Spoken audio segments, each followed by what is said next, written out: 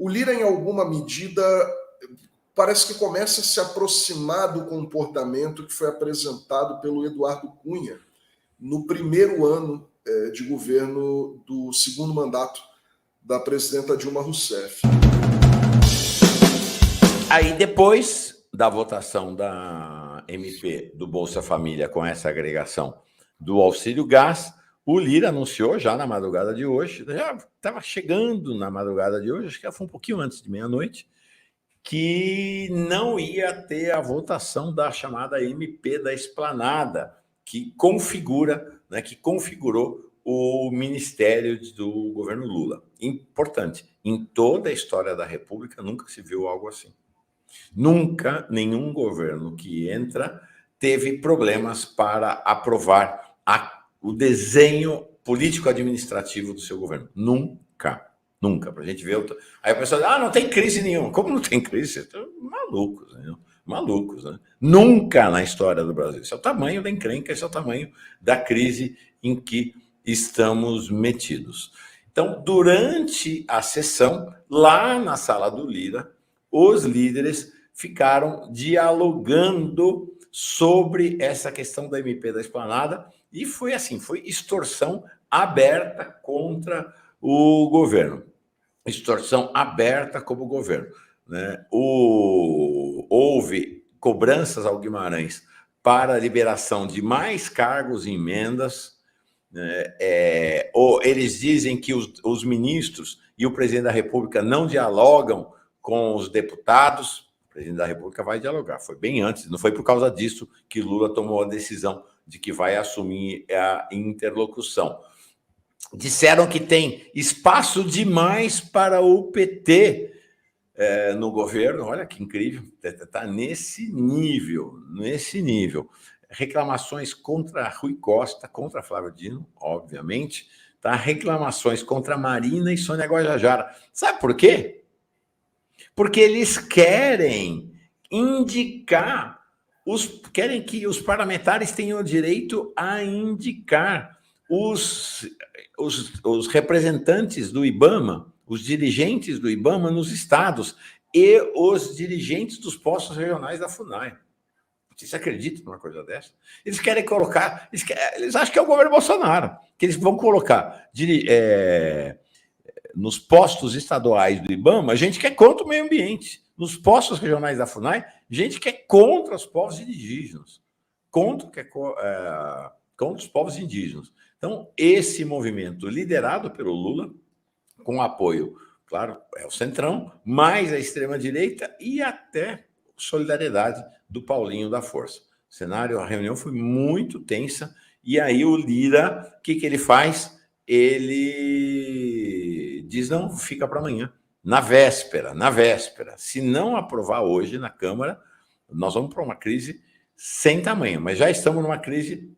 A avaliação do próprio governo é que, se fosse votar ontem, seria derrotado. Então, um cenário realmente bastante crítico. Ontem, antes disso, durante a tarde, eu passei a tarde mais uma vez no Congresso Nacional. Lá é assim, é uma enxadada, né? E a minhocada aparece. Ou seja, você vai no Congresso e volta com muitas notícias.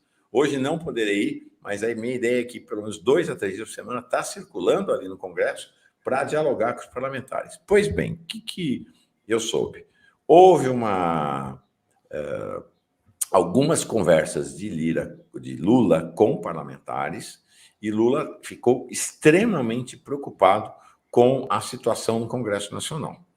Ele disse que não estava sabendo que a situação era crítica dessa maneira e vai começar ele pessoalmente a se reunir com cada bancada de partido da Câmara e do Senado, separadamente, Câmara e Senado, para discutir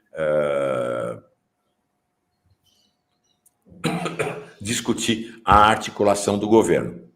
Segundo um dos líderes, um dos parlamentares mais experientes, a avaliação dele é que essa postura do Lula pode começar a reverter o quadro no Congresso. Houve, na semana passada, uma reunião entre Lula, Padilha, Renan Calheiros e Eduardo Braga, os senadores do MDB, quando o Lula foi informado de que eles não iam para a CPI. que eles não iam para a CPI. E a situação foi mais grave do que pareceu. Por quê? O que eles informaram ao Lula é que hoje, na CPI do golpe, há um nível de controle absurdo de Lira sobre a CPI do golpe. Lira foi o responsável, então, até corrigindo uma informação que a gente deu aqui. Lira foi o responsável pelo veto à presença de Lindbergh e pelo veto à presença de Janones na CPI. Foi Lira que vetou. Mas ele fez uma articulação, ele fez uma articulação com outros parlamentares da direita e da extrema-direita e 3 dias, no começo da semana passada, o Alcolumbre, Davi Alcolumbre, que em tese, sendo do União Brasil, é da bancada do governo, ligou para o Renan e Eduardo Braga e falou: nós não vamos apoiar vocês para a presidência da CPI.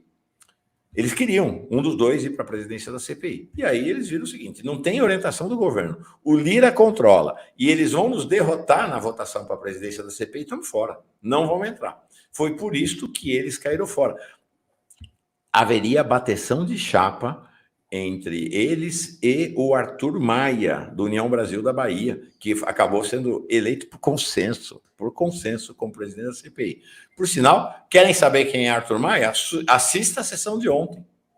Ele foi o relator da MP do marco temporal. O discurso que este sujeito fez ontem, Henrique, um negócio impressionante. Um discurso defendendo abertamente o genocídio dos povos indígenas. Este é o presidente da CPI dos atos golpistas. Então, o Lula ficou extremamente preocupado e tomou essa decisão. Ele vai começar a reunir-se com parlamentares. Há uma esperança de que isso reverta a situação no Congresso Nacional. O pessoal diz: Lula não sabia, Lula não estava informado. Gente, vocês não fazem ideia do que é a máquina de governo, de como as coisas funcionam. Eu já disse aqui, fui assessor de gente muito poderosa. Não chega a notícia ruim para ele. Não chega a notícia ruim. Não chega a notícia ruim. E aí o Arthur Maia faz esse discurso em favor do marco temporal, prega lá abertamente em defesa da continuidade e da acentuação desse genocídio contra os povos indígenas, e o governo cede ao partido dele 3 ministérios, né? E o partido dele ainda reclama que tem muito espaço para o PT no governo, como se o governo eleito não fosse o governo do PT, não é mesmo? O governo eleito foi o governo de quem? Do PP, do Lira, ou do União Brasil, aí do Arthur Maia. Tudo isso é extremamente vergonhoso, Mauro, e eu venho percebendo, eu não quero ser alarmante, né, alarmista,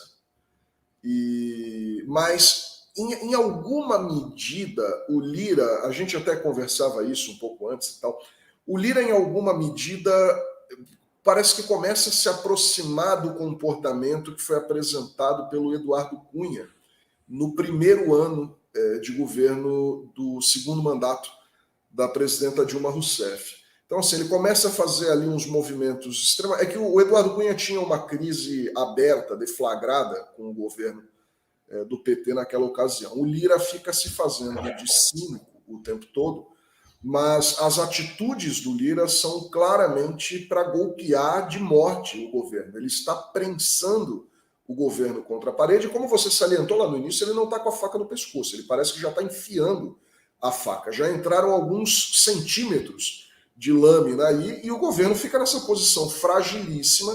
O que a gente agora precisa ter é muito estômago e paciência, pelo menos aí para as próximas 3, 4 semanas, para ver se uma articulação do governo feita diretamente pelo presidente Lula, se isso vai de alguma forma atenuar o impacto dessa má intenção do Lira com o governo. Mas, gente, os sinais não são nada bons. O Lira vem realmente prensando o governo Lula e deixando todo mundo aí à mercê da vontade dele e do grupo que ele representa, né? Dessa direita fisiológica aí, do que chamam de centrão, e também da extrema-direita bolsonarista. Lembrem-se que esse sujeito, até contrariando o que é o normal na tradição republicana, na tradição eleitoral brasileira, esse cara até o último dia do segundo turno estava com camisa de Bolsonaro e abraçando o ex-presidente e dizendo que lamentava uma vitória do Lula, etc. e tal.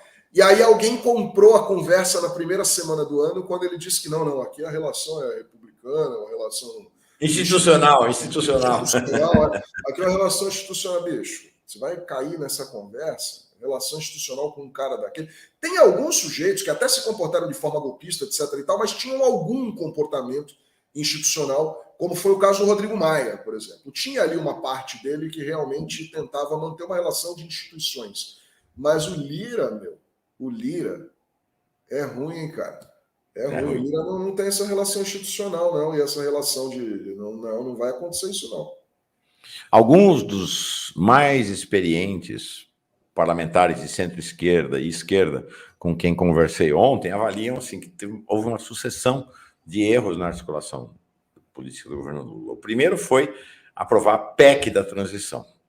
Essa PEC não precisaria ser aprovada uma PEC, porque para aprovar a PEC teve que ter maioria de 3/5, e aí o governo começou a se entregar na mão do Lira para construir essa maioria. Segundo esses parlamentares, uma medida provisória teria sido suficiente para aprovar as medidas contidas na PEC da transição. Então, a partir dali, o governo, segundo essa avaliação, né, e esses parlamentares dizem que advertiram o governo recém-eleito de que essa seria uma orientação equivocada. A segunda foi o governo apoiar, sem qualquer negociação, a reeleição de Lira à condução, a recondução de Lira à presidência da Câmara dos Deputados e Deputadas. O terceiro equívoco foi não nomear Elmar Nascimento, inclusive há um movimento agora dentro do PT para que finalmente ele seja nomeado ministro das Comunicações. Elmar Nascimento, do União Brasil, é o segundo homem é o trio de homens mais poderosos na Câmara dos Deputados. Lira, Elmar Nascimento e o Aguinaldo Ribeiro, do PP. O Elmar Nascimento tem muito poder na Câmara, é um poder que pode rivalizar o de Lira. Então, a avaliação é que foi vetada a ida dele ao ministério por conta da disputa regional. Rui Costa é o responsável pelo veto. A gente saiu ganhando muito, né? Eu digo sempre, ganhamos demais. Perdemos o Elmar Nascimento e ganhamos Juscelino Filho no ministério, né? Saímos realmente ganhando muito. E com o Elmar no ministério, poderia começar a haver uma contraposição ao poder de Lira na Câmara dos Deputados e Deputadas, porque ele, como ministro, teria uma capacidade muito grande de articulação na Câmara para se contrapor a Lira e começar a construir o caminho da liderança própria dele.